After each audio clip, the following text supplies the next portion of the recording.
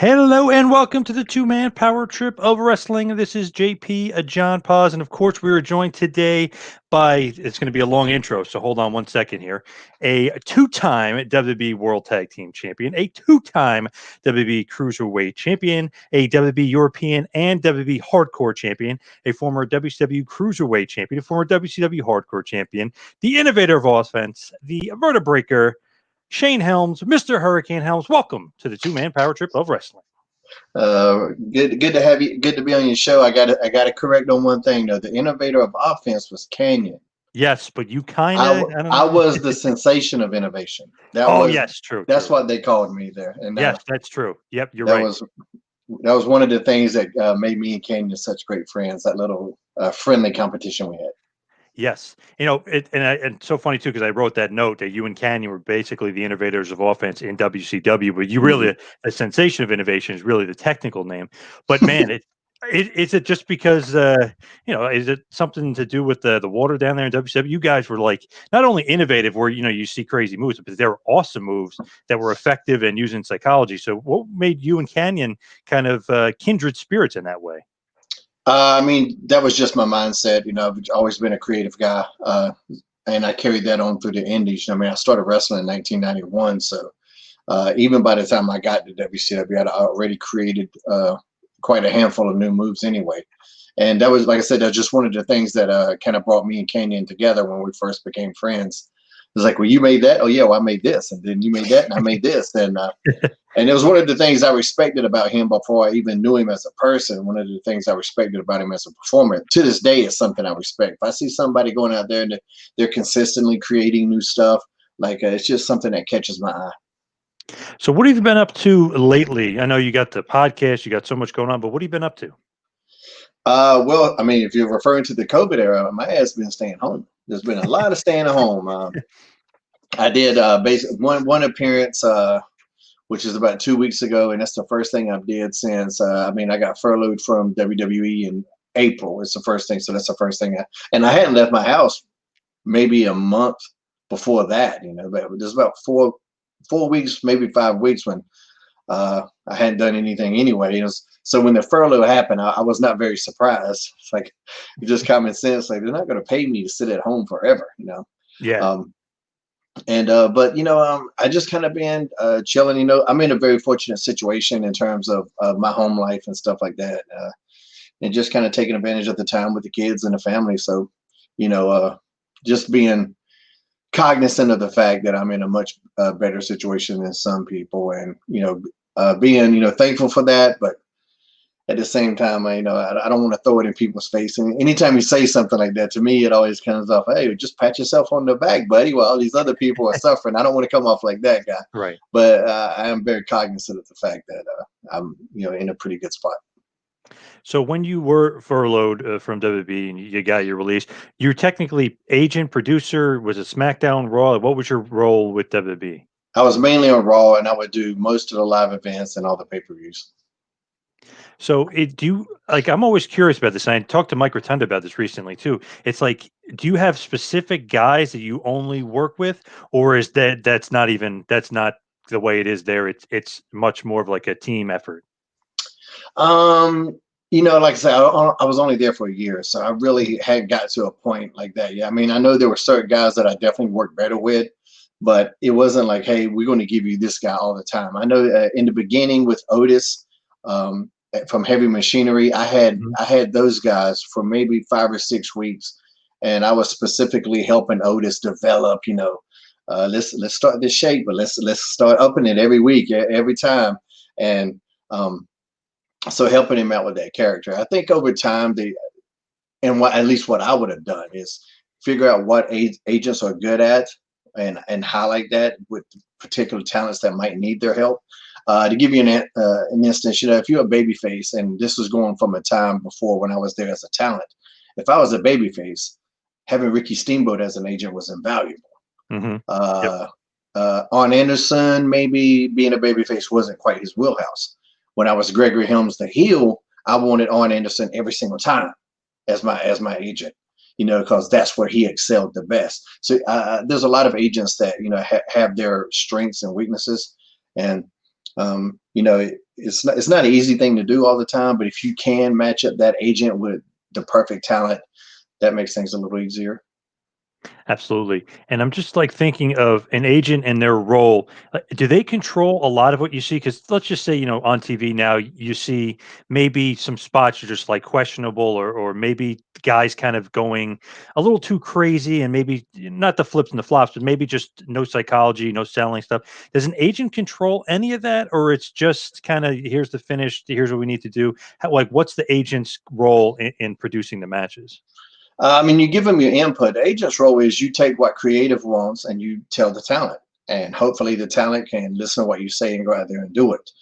And it's a thankless job, because if the talent goes out there and kill it, they get all the credit. If the talent goes out there and it's rotten, the agent catches all the heat. So it's a really difficult position to maintain from a mental standpoint, and how some of the long-term guys didn't just snap is just beyond me.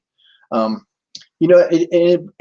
really depends on the talent. Going back to your question, there are some guys that you really don't have to micromanage at all. There are some talent that you do need to micromanage. It just depends on the specific talent, because there are some people you can say, hey, this is what we want.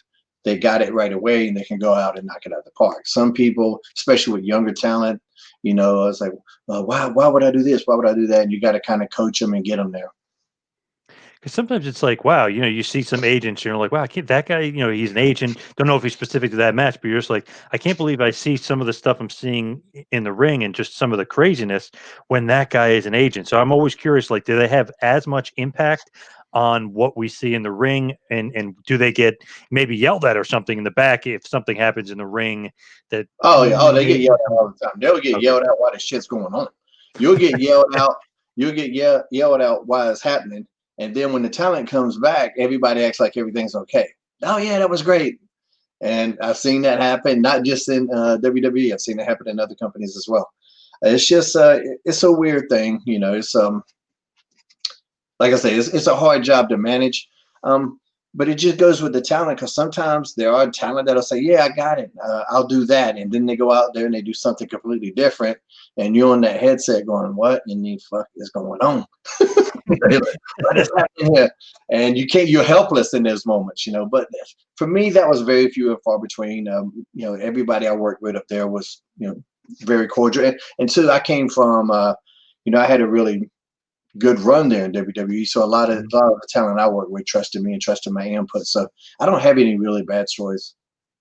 Do you sit with Vince? You always see that on the on the videos and behind the scenes stuff. Like some of the agents sit with Vince. Is that every agent during their specific match, or that's only the head agent, maybe Johnny Ace or whoever is the head agent of that night? No, you got Vince has his own monitor, and then there's a couple other monitors that you can't really see him. He's out of your peripheral. He's to the right, and you can see the back of his monitor. He's on the other side watching. I think Okay. Vince kind of wants to see it just himself.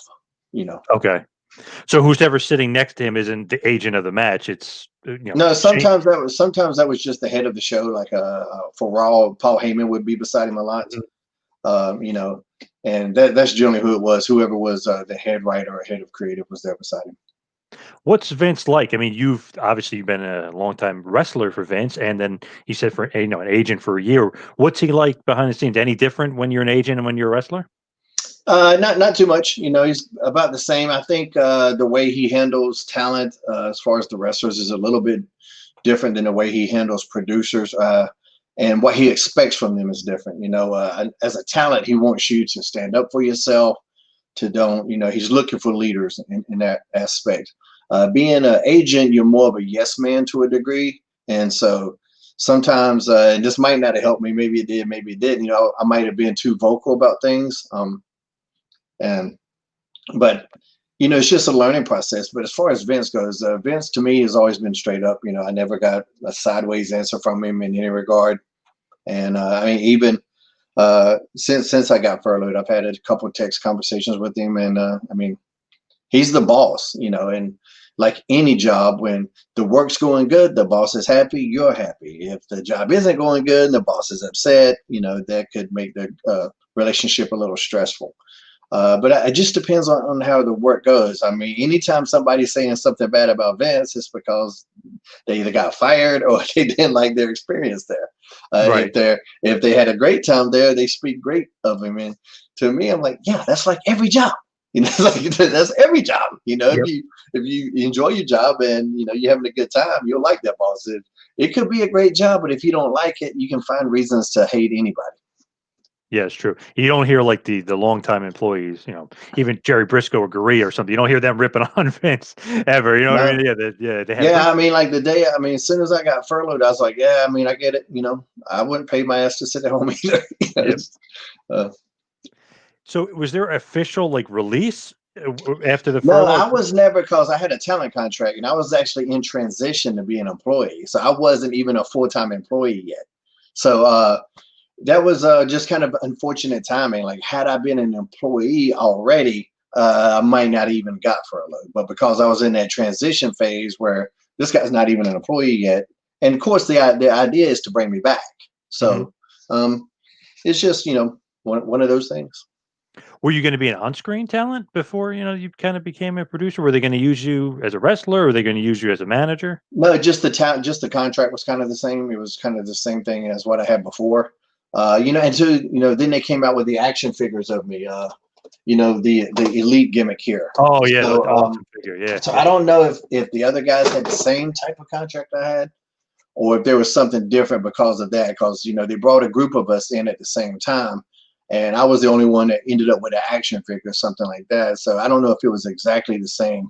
I don't see how it could have been, but because I mean I had a pre-existing character and merchandising deal with WWE, so it was just I had to go from one contract to another, and during that time is when the furlough happened. So I definitely want to get into WCW because I'm a huge WCW mark, but I do want to kind of get into the Hurricane. You're mentioning that figure. It's almost like the perfect character, like to me, of a WWE guy. They look at him like, wow, looks like a comic book character. He's obviously, he can work in the ring, he can talk, he's funny, he can connect with the crowd, but they can make his action figure, they can make the mask, they can make the cape. I mean, how did the Hurricane character come about? Because originally, were you going to be Greg Helms? Or were you going to be Hollywood Helms? You were going to be something Yeah, else, yeah, like right before you became the Hurricane. yeah. So I mean, I was Sugar Shane, of course, in WCW, and Hmm. I mean, I was never a comedy guy at all. I No, mean, no. Three we count a kind little of bit. dabbled in it a Hmm. little bit with 3 count, but it was still one of those things where it was very subtle, and so that was just kind of my like dipping my toes in the water in terms of being a character. Because before that, I was a wrestler, and I grew up wanting to just be a wrestler, a wrestler's wrestler. I'm an NWA kid. I didn't grow up in the WWF world where everybody had an occupation. You had a plumber, a Yeah. hockey player, and all that type of stuff. Yep. That's not what I came up on. And I have a good amateur background. I was 7 years as an amateur. So that's the type of wrestling I wanted to do. And you saw that with Sugar Shane, especially once I got away from 3 count. You saw the real Shane Helms that existed in the Indies before WCW. That was me coming, back to doing what I wanted to do. And you saw it when I turned heel as Gregory Helms too. You saw that. Yep. But then I get to WWE, WWF at the time. I can't be Shane because of Shane McMahon, which I understand. There was never any heat, although I think some wrestling fans feel like there should be, but to me, there's not. It's one thing you learn when you're a writer, and I've taken several writing courses. Just finished one recently. You don't want to have characters of the same name. In books, it's even more confusing. In TV, sometimes you can get away with it if you got a Chris Jericho and a Chris Benoit, but they refer to them as Jericho and Benoit almost 99% of the time. Right. Very rarely was it just, hey, Chris, Chris, Chris. So I understood that I wasn't going to be Shane. I was hoping I could keep Helms, but I was concerned about that because Triple H had Helmsley. But he was at that point, he was legit Triple H. Nobody referred to him as Hunter S. Helmsley anymore. So I was able to keep Helms, and they wanted to call me by my shoot first name, which is Gregory. I wasn't a big fan of that. I've never gone by Gregory, and there was no hook to it. Hmm. At that time, coming into WWE, what a lot of fans don't realize is that the WWE audience in certain parts of the country had no clue who the WCW guys were. They just didn't know. Maybe if you were at the top of that WCW card, but I was not. at the top of that WCW card. Right. And I knew that. And they did have an idea to call me Hollywood Helms. And that was kind of more because of what they saw with the Sugar Shane character when I would come out with the Nitro Girls, which we called the Sugar Babies at the time. Oh, I would kind of dance on the ramp, then go down there, a little flamboyant with it. And so they were wanting to play off of that. And but I just heard Hollywood, and I was just me going, well, I mean, Hulk Hogan was just Hollywood Hogan, I don't want. Yeah. I mean, it was some gigantic shoes to fill, and he really killed as Hollywood Hogan. That was huge. I'm like, and two, I just kind of thought of, like nothing about. I'm very aware of how crazy my accent sounds, and it doesn't sound like anything when you think of Hollywood. Just to me, I just wasn't on board for it, and I asked them, could I try to figure out something else? But they called me Gregory Helms the first night. I was on a plane ride home, writing down every name I almost used in the Indies, all these other names I could have thought about. And I was the Hurricane Kid briefly, maybe in 1992, maybe 93. I forget what year it was. But so I went back to him next week, and I got to the building early before the production meeting started, before catering, anything had opened. I got there that early, and I saw Stephanie McMahon coming in. And Stephanie was the one who had told me the week before about the Gregory Helms thing and all of that. And I just went and said, hey, what do you guys think about Hurricane Helms?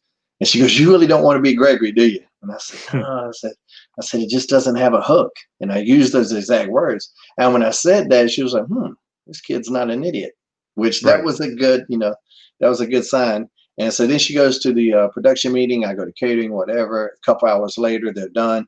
And Vince McMahon, I see Vince walking down the hall, and he goes, Hurricane Helms. I like it. And that was it. Nice.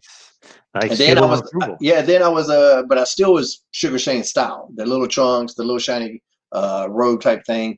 The outfit with the actual superhero idea came maybe a month or so later. Is that you creating it? Is it collaborating with Stephanie and the writing team? And who creates the Hurricane character and the gimmick? The head writer was a guy named Brian Growitz at the time. He's helped so many guys, Edge and Christian, Rock. I mean, just there's a slew of guys that he was the guy that he worked for. And I knew Brian only briefly, just conversations. I didn't really know him as well at all. But I wore comic book shirts all the time. I got the Green Lantern tattoo on my shoulder. And I think Brian had always wanted to do a superhero type character, but just had never really put the trigger on it. I don't know if he was there during the Blue Blazer era or not. I think that was even before him. And the Blue Blazer kind of dabbled on it, but it wasn't full force that this guy's a superhero. You know what I'm saying? Yep. But and I'm not even sure that that's the way they were going to go with me at first. But Stephanie, Brian pitched the idea. Stephanie came to me again, and it developed over a couple of weeks because I was in the Alliance. And it was, there was like a Stone Cold Appreciation Night where I gave Steve Austin my Green Lantern shirt. There was what it started. I remember the first thing started. I had to do a backstage skit with Austin, and he was going to ask me about my tattoo, and that's all I knew that we were going to talk about. Like he was going to ask me about my tattoo, and I say something. And they were very loose with the verbiage. Steve can say whatever he wants, Yep. I'm hoping I don't mess up. Yeah, I'm nervous as hell about this whole situation. And I just started talking about the Green Lantern like it was a real person. And I don't know why. It was just what to me felt funny and entertaining at the time. And in the comic books, Green Lantern, maybe a year before that, had a big heel turn where he became Parallax. And there was a famous issue where he dropped Superman with one punch. And so when Austin started asking me about it, I go, yeah, he knocked Superman out one punch, bam. And I don't know why I talk like that. Yeah, I don't, no superhero talk like the Hurricane talked, but it's just the way it came out. And Deborah was in the room, and Deborah started laughing, and Steve's like looking at her, and he's playing off her, and it just worked. And so I had a couple of weeks where I would do stuff like that where they were like, yeah, just doing your promo, but then go off into some comic book stuff.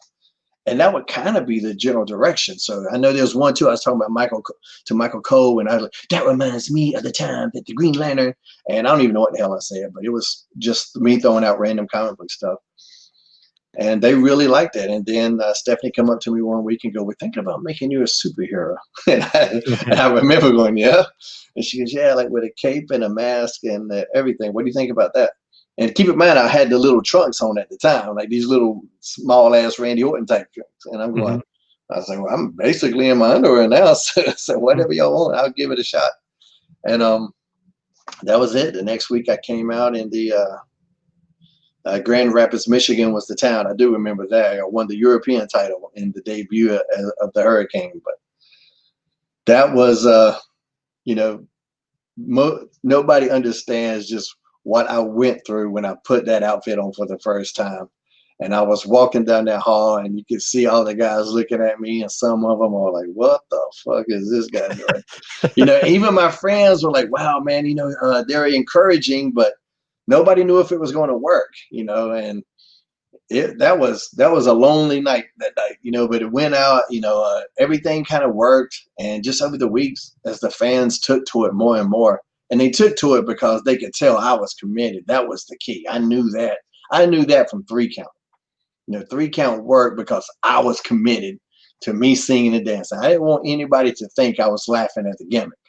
When I was in 3 count, I was committed to it. I was dancing my ass off trying to sing. I can't sing. I could dance a little bit, but I would intentionally not be good sometimes. But I didn't want to give off that I was doing it on purpose. I would try to let them know that I was trying to be good.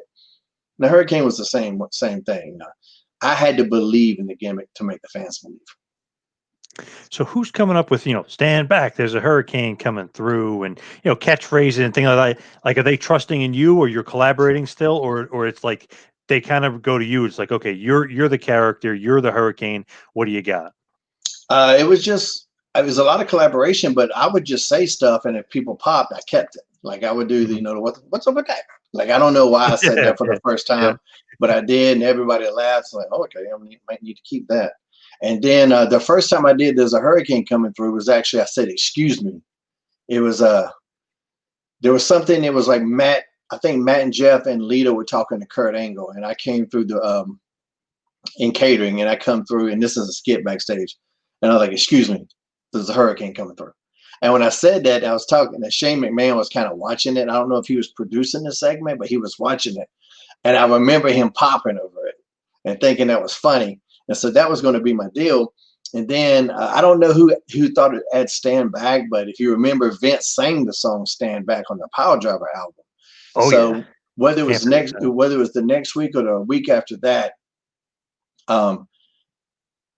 Vince had me, they had this audio thing set up where I would record the Stand Back, and Vince actually produced that. And he has such a powerful voice. His voice is so much more powerful than mine is. I'm generally kind of soft-spoken. And he would come in there and be like, stand back. And I'd be yelling that shit hard as I could. He'd be like, no, do it one more time and really get in there. Stand back. And I was like, Vince, this is all I got. I'm giving it everything. But a lot of that stuff you come up with on the fly. I know the pose, I was just trying to make a hurricane symbol, you know, with my arm. Like this arm would be like this and this arm would be back. So I was making like the hurricane symbol. That's where that came from.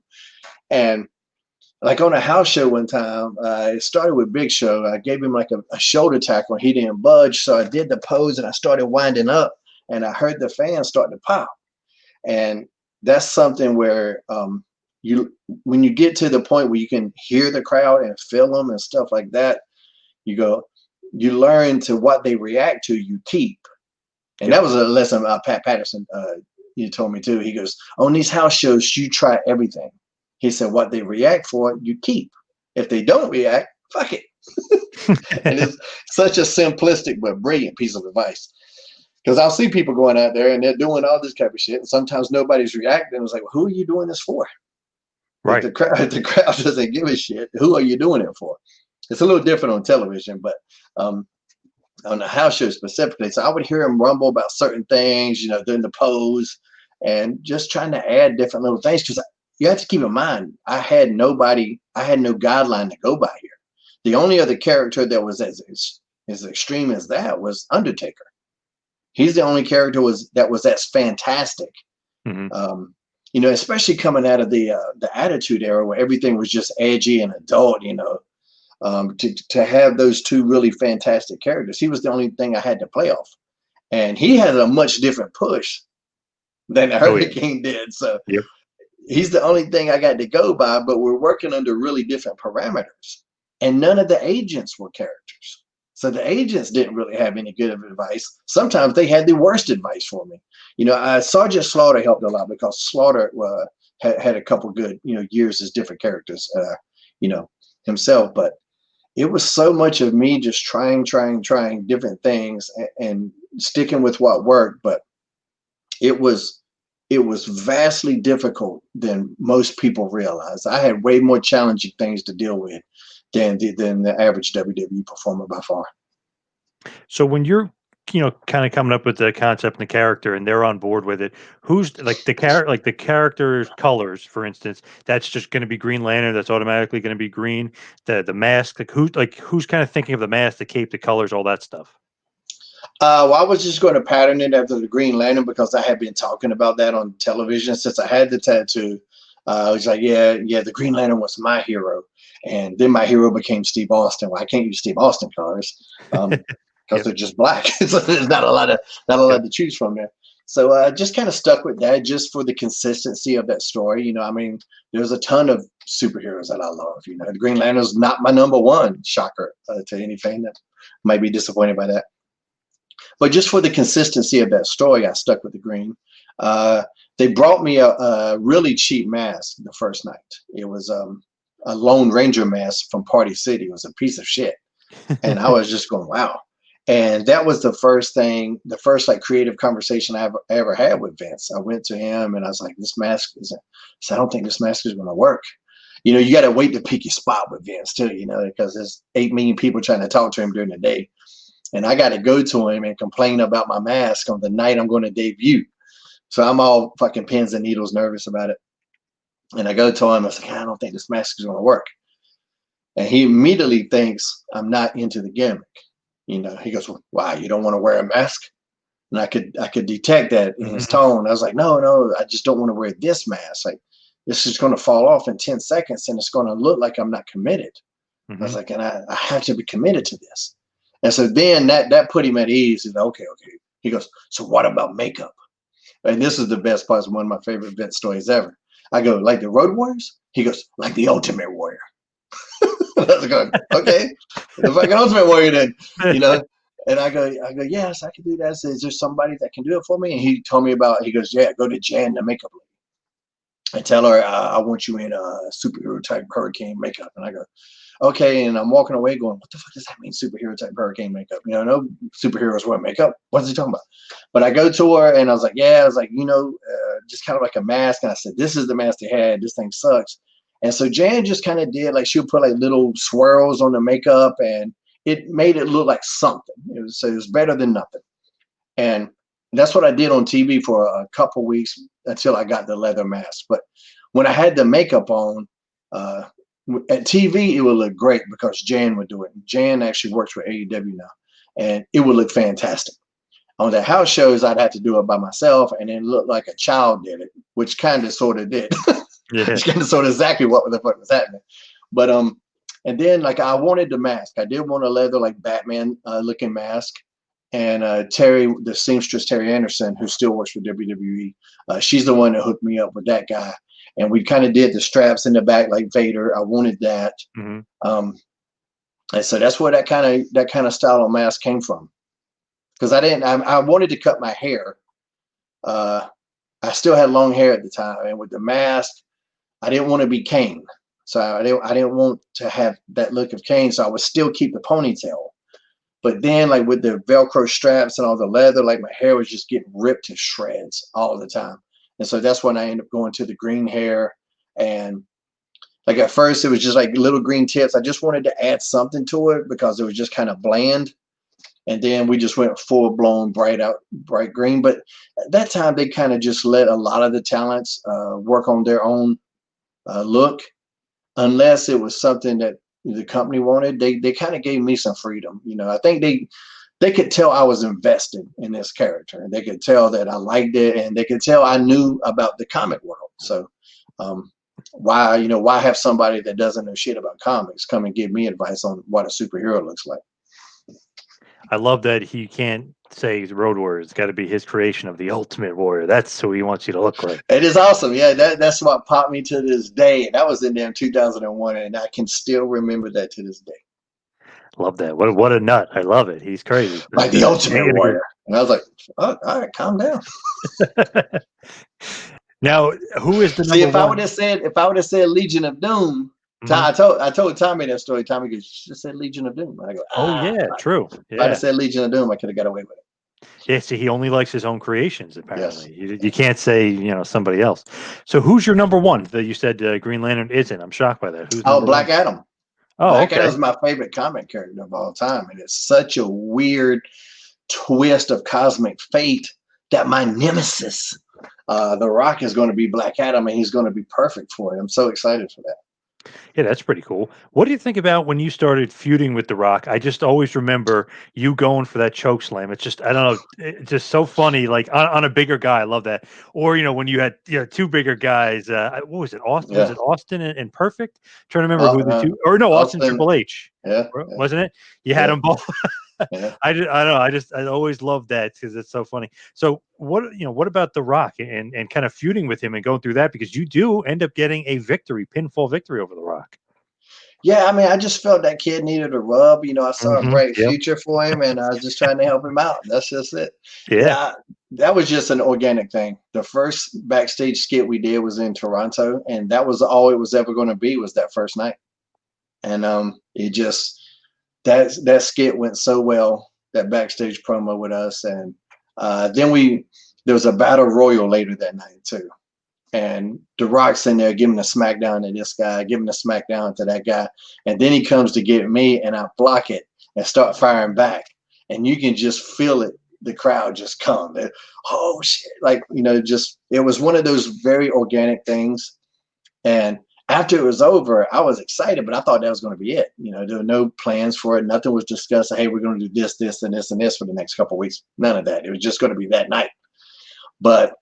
And so when I'm done with it, I'm happy, because I know the skit killed. Everybody was talking about the skit when we were done with that.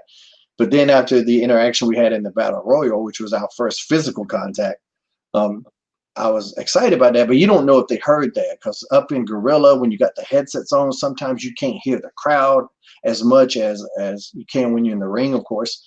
And so I was like, man. And sometimes creative just doesn't pick up on it. They just don't, So there's been a lot of cool things when you go to the back and like, man, something else going to happen, and then it doesn't. So I didn't know. But luckily they did. They did pick up on it that night. And more importantly, Rock did. Rock picked up on it. And so we just, week after week, we were doing these promos, and that was so much freedom with the two of us. Like when Rock picked out his phone and go, "Hey, it's nothing." He says he knows you. That was my line. Like I gave him that line. Yeah. They didn't. It wasn't a line for me, but he was gonna say I was 5 foot nothing, 100 pounds of nothing, and I asked him, I said, "Hey, do you got your cell phone?" He goes, "Yeah." And like I said, "Say it's nothing. He knows you." And he goes, "Oh." So we had that back and forth. We had good chemistry, and he appreciated that too, because I knew I'm getting the rub here without a shadow of a damn doubt. So I don't care who comes up with the line. I don't care who says the line. I want these segments to kill. If they kill, it's going to make us both look good. Absolutely.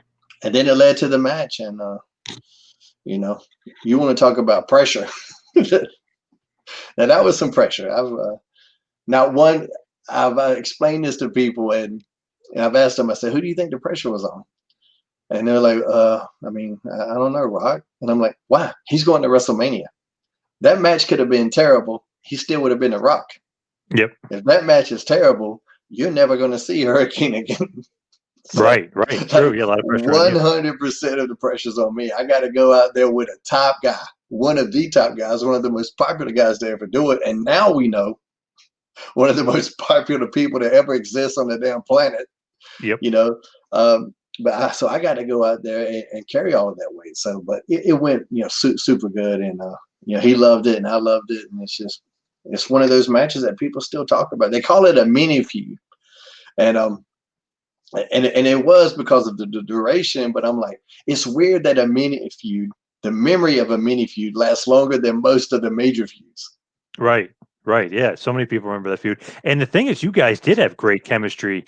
It's that easy because it's The Rock, or it's not easy because it's The Rock? You know what I mean? Like sometimes it could be harder because of who he is and how popular he is. I'm like my style. I was very adaptable. I mean, not to pat myself on the ass too much, but you never saw me strike out.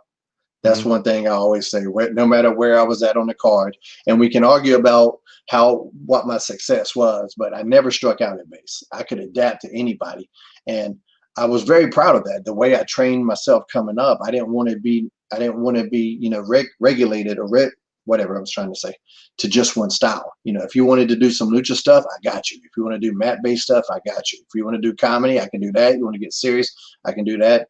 I was very adaptable in that sense. So, and Rocky's good. I mean, that's the thing. If you got two talented people in there, it's a little bit easier. That's the thing when we tell everybody our toughest match. Here's a little insider secret for you guys. Our toughest match is never really our toughest match. The Mhm. toughest match is when you're in there with somebody that sucks. That's when Right. it's hard. That's when it's difficult. So if you ask me my toughest match, I gotta say The Rock, and I gotta say Undertaker and Matt Hardy and Jeff Hardy and all these people. But no, they were physical. A lot of shit in those matches hurt, but they weren't tough in terms of the performance. What sucked, when it's tough, is going out there with somebody that doesn't belong in the ring and having to dig a performance out of that. That's when it's tough. Rock was super talented, and it was easy. Anybody you can think of, like, you didn't have good chemistry with, that was tough to get a good match out of? I mean, there was a few, but it was a lot of the guys because they were young at the time.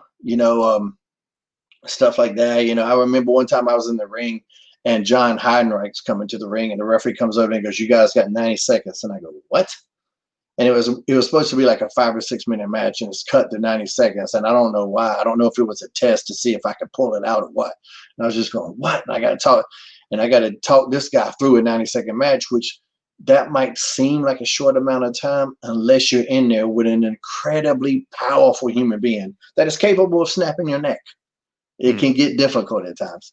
But on the big stage in the big companies, I don't have any memories of like, oh my God, this is just tough. La Resistance was pretty young when they started. So some of those matches were kind of ugly at times on the house shows. But for the most part, I was very adaptable. And there was, I mean, and no matter if I didn't like the creative behind the match, once that camera's on, I'm going to go out there and do my absolute best anyway. I'm not going to go out there and sandbag anybody or anything like that. I don't believe in that. And I've seen people do it, but it's not something I believe in.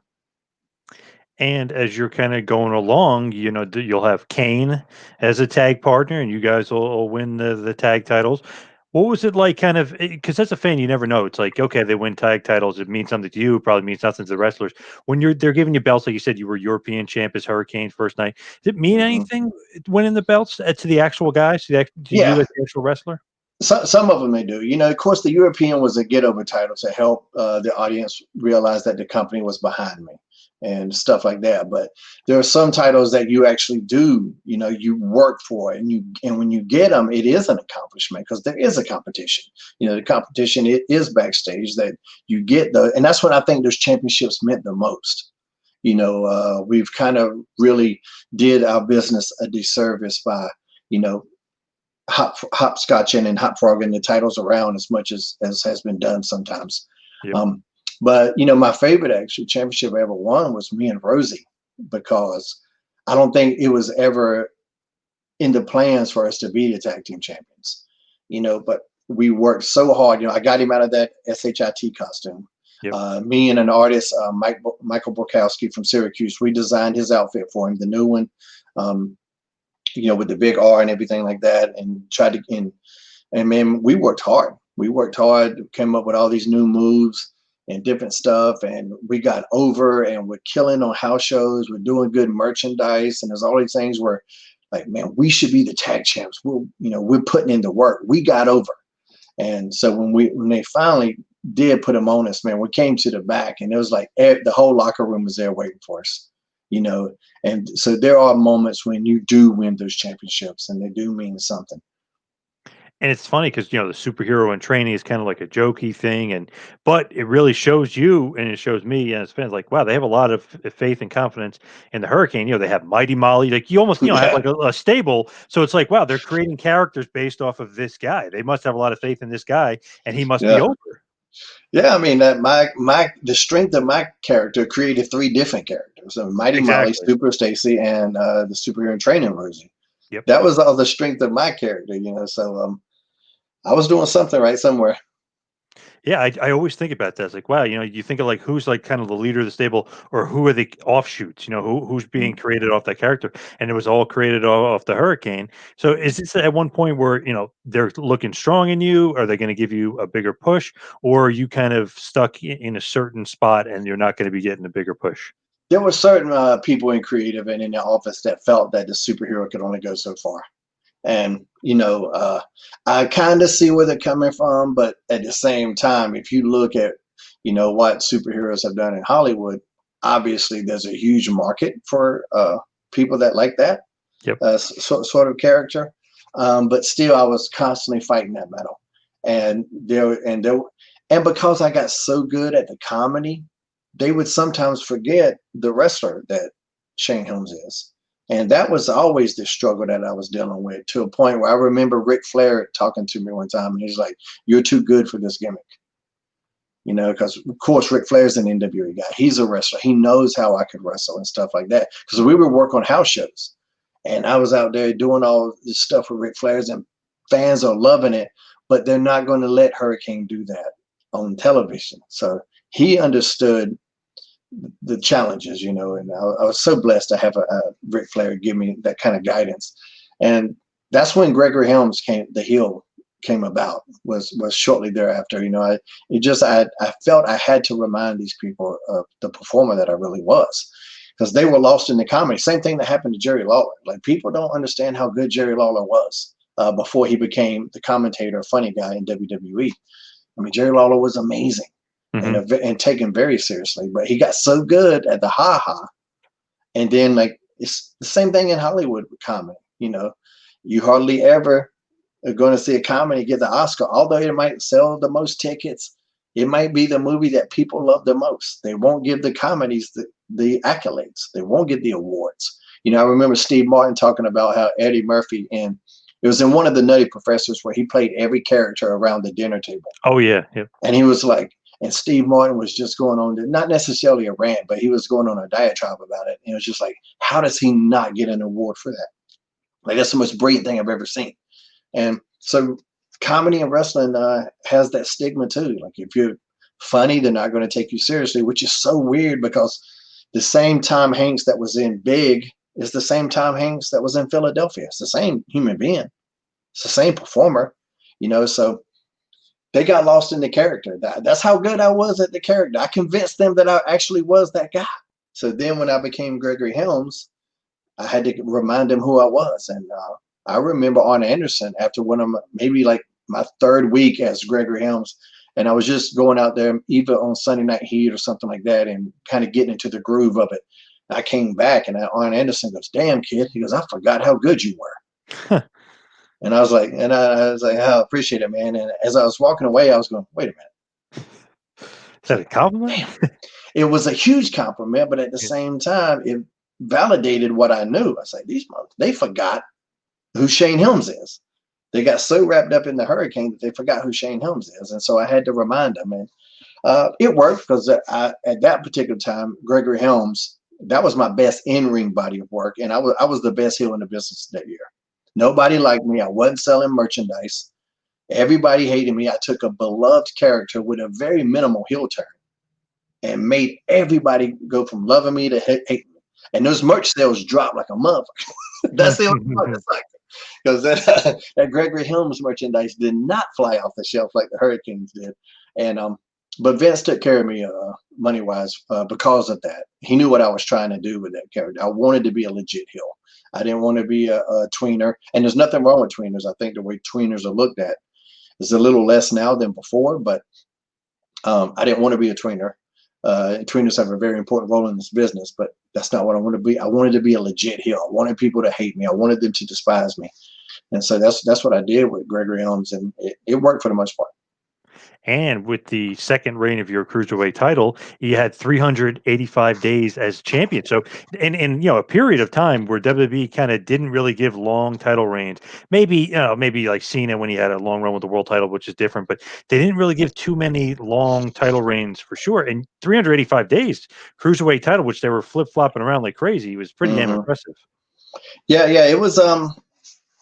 That was fun, But at the same time, I would be wrestling for the United States Championship here and there, and I would team up with somebody and go for the World Tag Team titles. And I'd wrestle.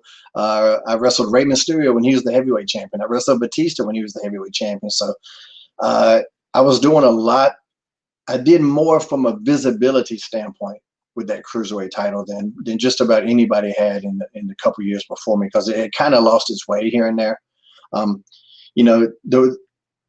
The cruiserweight title is sometimes you're a victim. It's a victim of its own success, because if you get successful in that division, they want to take you out. And so I had the conversation with Vince. He told me I'd outgrown the championship, and he didn't mean from a physical standpoint. He meant just but I was a bigger cruiserweight anyway.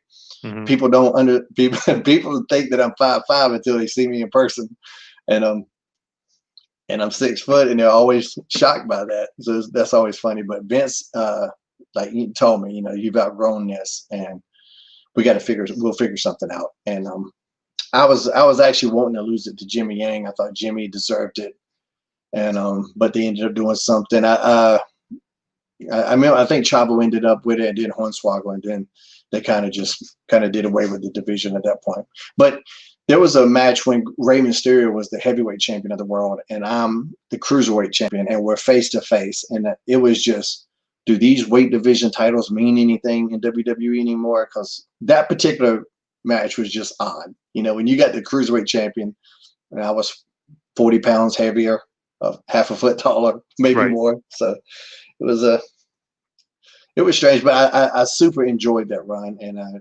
loved carrying the banner of the championship for that long. So what happened after? You had a neck injury? Like what kind of happened after? Yeah. Shortly thereafter, I was teaming with Chavo a lot, and there was a lot of good conversations about what me and Chavo would do. And I was hearing a lot of good conversations about me, myself, as a singles going forward too. And then just, unfortunately, my neck just went out. It wasn't one spectacular moment. I'd been bumping since I was 13, and that was in 1988. I had my first match in 91. So and my style was very bump heavy. And so my body had just taken a lot of beatings at the time. And one day I go to do push-ups before a match, and I can't do but like 3 or 4. And it's like I'm pushing up as hard as I can. I can't get up off the floor. And I knew something was odd. Benoit was watching me, and he came over and Benoit was the one that told me it was my neck, because he had his a spinal fusion as well. And I tried to constrict my tricep, and my tricep on my right arm. I think for a lot of guys it's still left. I'm not sure why, but for me it was my right. My tricep wouldn't constrict, and or contract.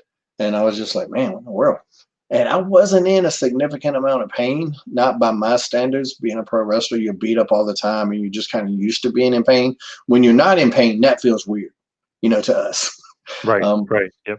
And I still wrestled that night, and I think twice the next day, because we had a double shot that weekend.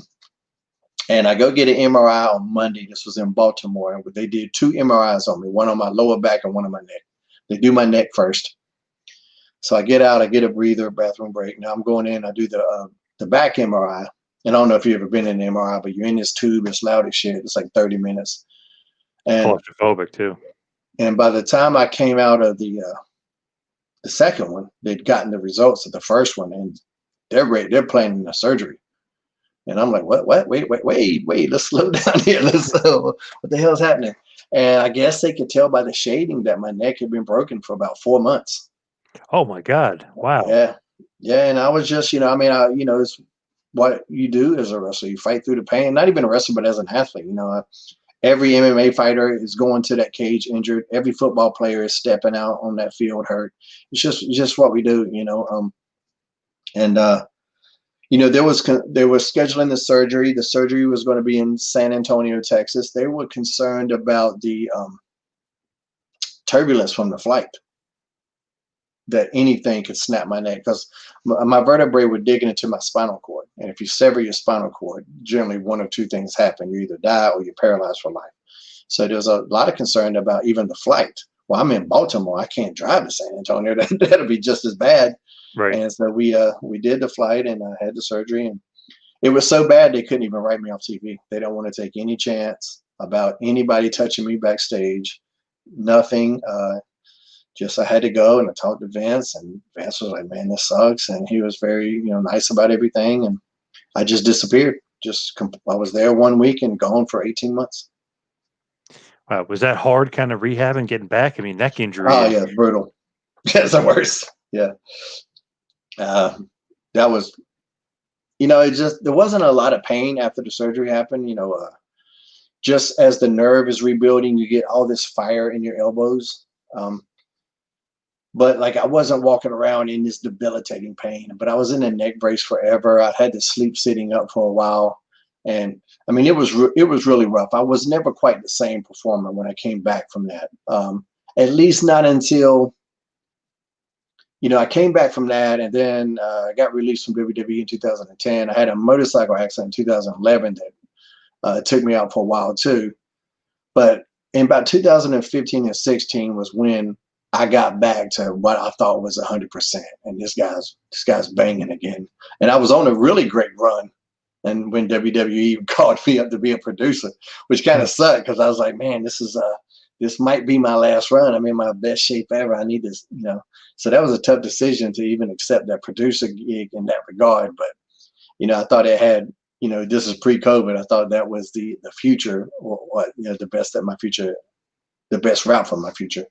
And, but yeah, that spinal fusion, you're never the same after that, no matter what anybody says. And I guess you and Matt Hardy, you were going to be wrestling, right, in TNA before WWE scooped you up for Impact Wrestling? What was that?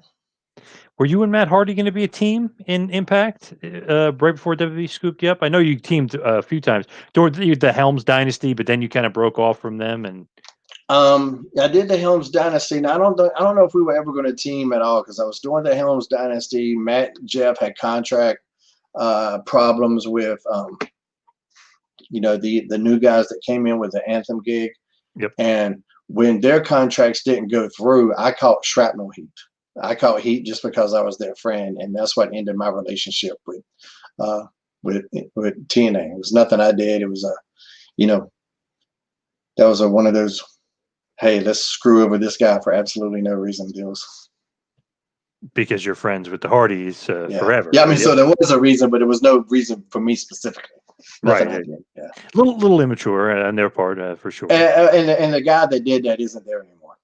Okay. I do want to say that. And the people in TNA now, the in management now, I have a great relationship with. So I do want to, the people that made that decision, or the person that made that decision, is no longer there. Are you working for Impact Wrestling right now? Because I'm pretty sure I saw a picture of you and D'Amore recently.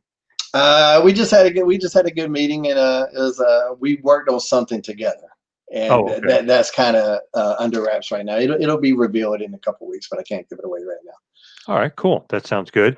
Now, as far as kind of you in ring and getting back in ring, I know WWE, you were just an agent producer. Do you want to get back out there and wrestle? Maybe once COVID's over?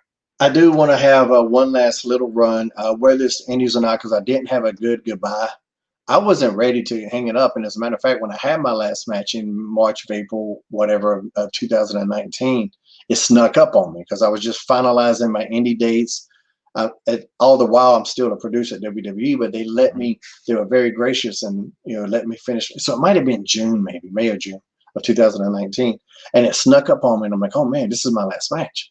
And it wasn't, I didn't make, big deal about anything like that. The company was real gracious to me. And I remember the locker room, they all came out to the ring, and a big thank you at the end. It was super cool, but I never said retire. I never uttered those words. So there's a couple things I want to do. I think I got a little bit of gas left in the tank. Nothing. I'm not going to go on a 87 country world tour or anything like that, but there's a little left in me. And right now I'm feeling great. I'm blessed and feeling pretty good right now. So we'll see. Nice. Now, I just want to go back to mentioned before that Benoit noticed the neck injury. Just want to ask you about Benoit because obviously, what he did was horrific and everything. But you got guys like Jericho and Chavo who were really close with him and saying, he had some issues, this and that, but he was really a great guy. What was kind of your impression with Benoit? Were you guys close at all, friendly at all, or? Yeah, we were super close. I was actually because of the neck injury. We were close because we started working together when I was Gregory Helms. And that just, Chris was that type of guy. If he had good chemistry with you in the ring, that helped the friendship. And he just thought I was funny. I was kind of one of the locker room guys that made everybody laugh and stuff like that. I was one of those guys. I tried to keep the locker room kind of upbeat, and he appreciated that. But when I went out with the neck injury, Benoit would call me as much as anybody, more so than some of the people I thought were going to call me, strangely enough. And I was one of the last people he talked to before his ending there. And it was super tough for me. Super tough for me to wrap my head. I still haven't wrapped my head around it all these years later. Yeah, is that just like absolutely shocking that things went down that way? Obviously, no one sees that coming, but was there any kind of signs or anything? I mean, he seemed, No. anything? I No. think once something like that happens, you can look back and I think your mind kind of like, well, he was kind of wild. And there's a lot of people that are wild. A lot of people that say silly shit and stuff like that, but still don't go do that. But Chris was different. He certainly was different. And he certainly had these unique things about him that in retrospect, you look back and you go, man, well, that was pretty odd. But I think that's just people kind of highlighting things, your mind playing tricks on you. There was nothing about me that thought he was going to do anything like that. He was definitely odd, definitely unique. But he was also this guy that was super loyal to his friends. Like I said, he would call and check on me all the time, and that's the guy I knew. So, it's shocking. Yeah, of course it was shocking. It was shocking to everybody, but there was nothing, that in our interactions ever that would have in a million years made me think anything like that would have happened. Is it hard to separate the person from the wrestler? Because it's, you read the internet like, oh, he stunk as a wrestler. And it's like, nah, he was pretty much top five worker. He's pretty much unbelievable. Is it hard for you to kind of separate the wrestler and the I don't person? know who the fuck said he stunk as a wrestler, but that person's an idiot. I Oh don't know man, who the fuck would say that. I was reading some Twitter things, and Colin Delaney told me, "Hey, don't even read these idiots. Yeah, Ignore these people. Like you no, gotta." he was a masterful wrestler, and uh, everybody knows that. Everybody that's not just Yeah. trying to be a troll or anything like that. But Yep. sometimes it is hard to separate. You see that now a lot of time, especially with the political divide in the country. You'll see, hey, this actor leans right or leans left. That doesn't really have any effect on their performance. Kanye West might be a damn lunatic, but he's still he still's got some banger music out there. I'm not gonna not listen to his songs just because he's a maniac Right. these days. Or James Woods might be the creepiest guy on Twitter right now, but he still has some really good performances. So Yep. I can definitely separate the guy and the artist and the performance. For sure. Now, I just wanted to ask about WCW just to go back to it because I was such a WCW mark. There was a period of time where the cruiserweight division was just unbelievable. Then it slowed down for a while, and then I felt when you guys kind of interjected in, the cruiserweight division was kind of put back on the map. Was that kind of your feeling too? Like, hey, we're going to inject some life into the cruiserweight division?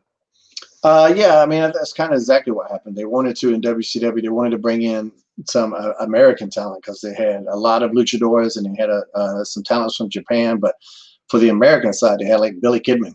That was it. So Yep. there was this idea that like, all right, let's bring in some American because that WCW Cruiserweight division, and Bischoff talks about this quite a bit on his 83 Weeks podcast, and just how big of a component that was of the success of Nitro was this new thing. Yep. And if it wasn't for what Bischoff did with that cruiserweight division, you might not have never seen guys like a Rey Mysterio and stuff like that, and how that really changed the perception of smaller guys in the business. You might not have ever seen me, period. So Right. all of us owe Eric Bischoff,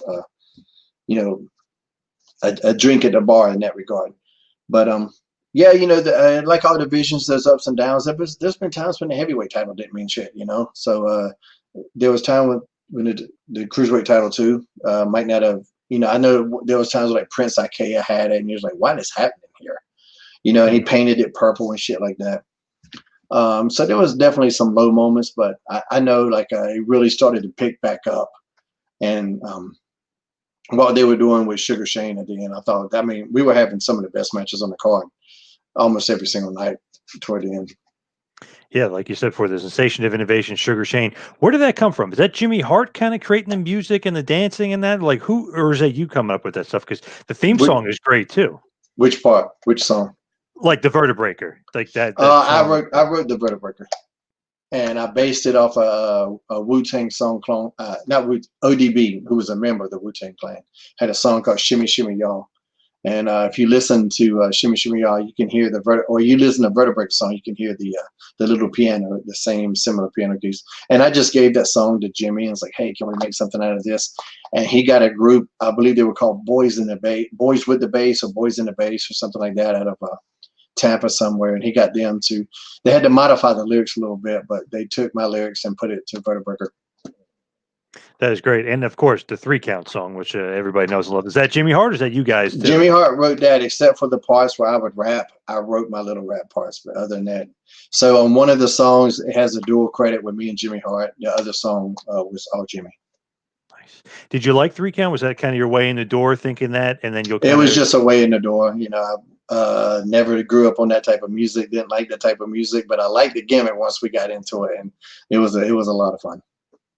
Now, as we head towards the finish, head towards winding it down here, just like a generic question, I'm just always curious because literally, like you said, you've been wrestling since '91, wrestling in Omega with the Hardy Boys, you know, starting out all the way in North Carolina with all those guys. Obviously, WCW, you and Chavo Guerrero tore it up many, many nights in WCW, especially towards the end in 2001. Love those matches.